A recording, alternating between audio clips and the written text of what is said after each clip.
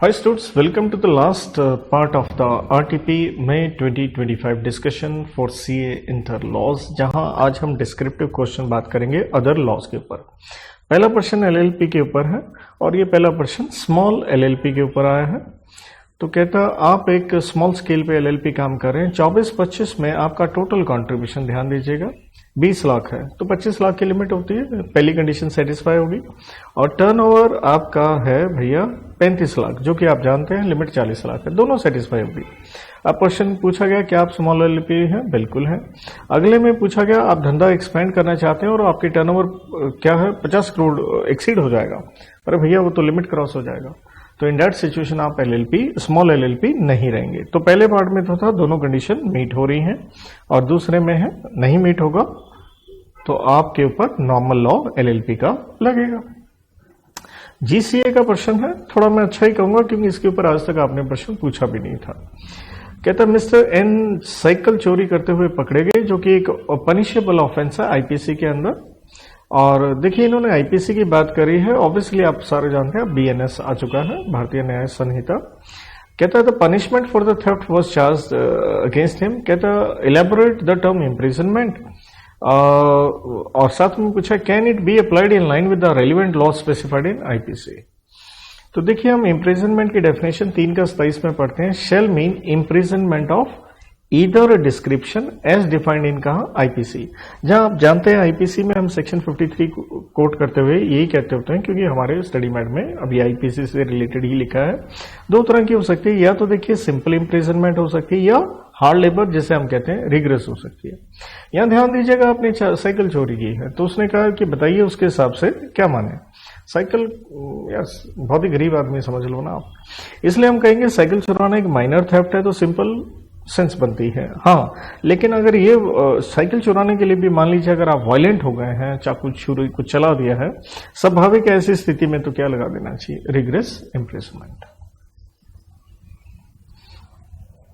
Interpretation का प्रश्न है, और प्रश्न देखिए पहले भी आया हुआ है लेकिन आईसी ने काफी इसमें आंसर में अपने चेंज करके भी दिया है, तो मैं कहूंगा इसको जरूर ध्यान दीजिएगा। डायरेक्ट प्रश्न है, हार्मोनियस कंस्ट्रक्शन का ही पार्ट है, जनरलिया स्पेशली बस नॉन डेरोगेंट, सिंपल है। और उसने कहा एक एग्जाम्पल के साथ हमें समझाइए, तो जिसका मतलब आप ये लेके चलते हैं कि जहां जनरल लॉ भी है और एक स्पेसिफिक लॉ है जो एड्रेस कर रहा है, किसको एड्रेस कर रहा है, सेम सब्जेक्ट मैटर को, तो specific law will prevail. It is a specific law which prevails over the general law. कहने का मतलब है specialized provisions are applied without being overridden, मतलब उसको ओवरराइड नहीं कर सकता जनरल लॉज। जैसे अब एग्जाम्पल के रूप में कहता मान लो जनरल लॉ हम सारे जानते हैं, कॉन्ट्रैक्ट एक्ट में ये भी होता है, all contract must be in writing to be legally enforceable. वैसे तो आप कहेंगे सर कॉन्ट्रैक्ट में तो हम पढ़ते हैं ऑरली और राइटिंग, ये एक एग्जाम्पल के रूप में है, आपने उस ढंग से लिख दिया कि मान लीजिए कि राइटिंग जरूरी है। लेकिन मान लो अब स्पेसिफिक लॉ है, ये क्योंकि उदाहरण के रूप में है, ध्यान रखिएगा उदाहरण नहीं कोट किया, कि मान लो ऑरल कॉन्ट्रैक्ट है, स्पेसिफिक लॉ है कि आप कर सकते हैं लेकिन वो 5,000 रुपए से कम का होना चाहिए तो वैलिड होगा। वैसे आप क्या कह रहे हो, राइटिंग में होना चाहिए, लेकिन आपने स्पेसिफिक बना दिया किससे रिलेटेड, ऑरली एक लिमिट के साथ। तो हम ये कहेंगे स्पेसिफिक लॉ क्या क्रिएट कर रहा है, ये क्रिएट कर रहा है एक exception, so that will prevail, तो वहां हम उसे वैलिड मान के चलेंगे। अगला प्रश्न फेमा के ऊपर, दो छोटे छोटे प्रश्न है और थोड़ा सा पेपर में एक ध्यान रखने वाली बात भी है, उसको समझिएगा। मिस्टर अमरीश है, वो एक post grad program foreign university का ज्वाइन करना चाहते हैं, एजुकेशन के लिए आप जा रहे हो, एलआरएस की limit schedule 3 current account transaction में लग गई, रूल नंबर 5 में आ गया, जहां आप 2.5 लाख या उस देश की यूनिवर्सिटी जो अलाउ करे विच एवर इज हायर लेके चलते। लेकिन ध्यान दीजिएगा यहां लिखा है एनुअल कोर्स फीस, और ध्यान रखना ये पेपर में इस तरह से बेवकूफ बना सकता है, आपके जहन में 2.5 लाख यूएसडी फंसा हुआ, क्वेश्चन रुपीज दिया है, राइट। इसलिए आपसे पूछा गया है एडवाइस करें उनके माँ बाप को क्या वो रेमिटेंस फीस का कर सकते हैं या नहीं। तो जैसे मैंने कहा शेड्यूल नंबर 3 आता है, रूल नंबर 5 में आता है, करंट अकाउंट ट्रांजैक्शन के अंदर आता है, और वहां आप ओवरऑल लिमिट एलआरएस की पढ़ते हैं 2.5 लाख यूएसडी, उससे ज्यादा चाहिए तो आपको आरबीआई की क्या लेनी पड़ती है, एक्सीड करेंगे तो आपको आरबीआई की प्रायर अप्रूवल लेनी पड़ेगी, राइट। और उसके साथ आप वो भी लिख सकते हैं जो देश की यूनिवर्सिटी ने अलाउ किया है, तो यहां पे तो कोई दिक्कत वाली बात नहीं है, 3.5 लाख रुपया ही है।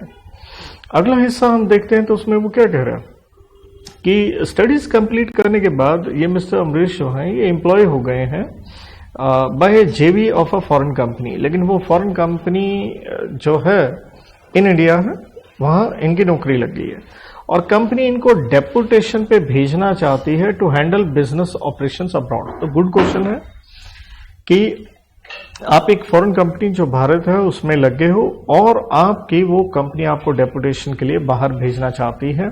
इसकी फैमिली क्योंकि भारत में रहती है, he would like to know if he can remit his salary, कि क्या वो अपनी सैलरी, क्योंकि बाहर काम करने गया, क्या वो हिंदुस्तान में भेज सकता है। तो जैसे मैंने कोट किया आपको कि वो नेट सैलरी की अपनी लिमिट होती है, जहां आप डेपुटेशन में मैक्सिमम जहां 3 साल के हम लिमिट भी पढ़ते होते हैं, तो नेट सैलरी का अमाउंट आप भेज सकते हैं। और नेट सैलरी हम कैसे लेते हैं? After deduction of taxes, provident fund and other deductions, right. तो ये थोड़ा क्वेश्चन अच्छा था, क्योंकि नॉर्मली इसमें हम ये पढ़ के चलते हैं क्योंकि भारतीय कोई बाहर वाला इंडिया में आया और वो इंडिया से रिमिट करना चाहते हैं। क्वेश्चन थोड़ा रिवर्स हो गया, आप बाहर गए हो, बाहर से इंडिया में रिवर्स करना चाहते हो तो लो वही लगेगा, राइट। जहां में कहते हैं आप एक स्पेसिफिक जॉब, एक असाइनमेंट या डेपुटेशन के लिए आए हो और the duration of which does not exceed 3 years and is a resident but not permanently resident. लेकिन क्वेश्चन थोड़ा सा रिवर्स डाल के दिया गया है, सो टेक गुड केयर। तो इसके साथ जितने भी हमारे आरटीपी के प्रश्न थे अलग अलग लेवल पे मैंने आपसे डिस्कस कर दिए।